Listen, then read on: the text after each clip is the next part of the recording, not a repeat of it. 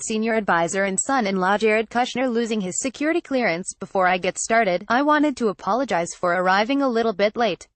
You know, we were late tonight because Jared could not get through security. Ivanka, you've got to do something. On the slew of news and scandals, it's been really another calm week at the White House. We finally have it running like a fine-tuned machine.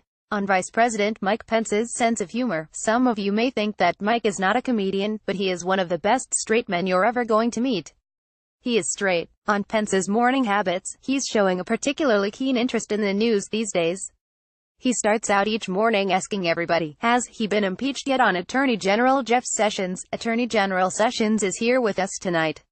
I offered him a ride over and he recused himself. But that's okay. On former White House strategist Steve Bannon, CNN, it lost a tremendous amount of credibility this year, but they also lost one of their true stars, the guy who got you the most scoops, inside info, your really very best reporter. There was nobody like him, Steve Bannon. That guy leaked more than the Titanic. On former aide Omarosa Manigault, somehow, we're still doing great even without Omarosa. By the way, I always knew, someday, you're going to fire her. Is that the worst? By the way, Omarosa, you're the worst. On White House turnover, so many people have been leaving the White House. It's actually been really exciting and invigorating. I like turnover.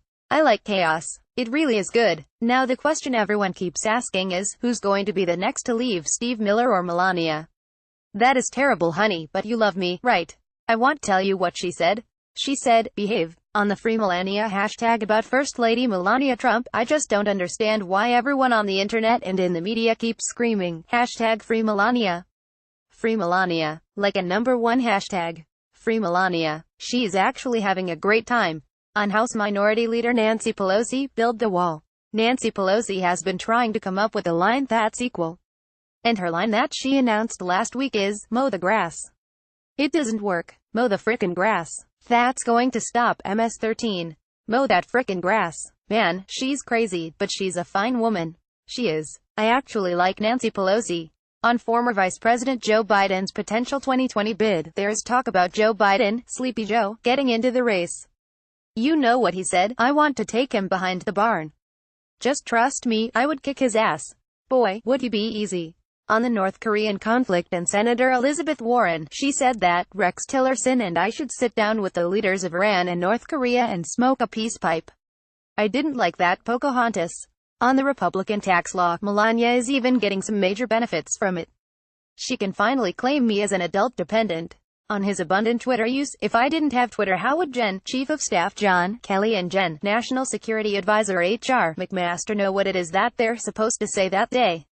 They wouldn't know. They'd have no idea. On his media habits, I better wrap it up. I have to be up early tomorrow morning, 6 o'clock, to be listening to Fox and Friends. But I do want to say this is one of the best times I can ever remember having with the media. This might be the most fun I've had since watching your faces on election night.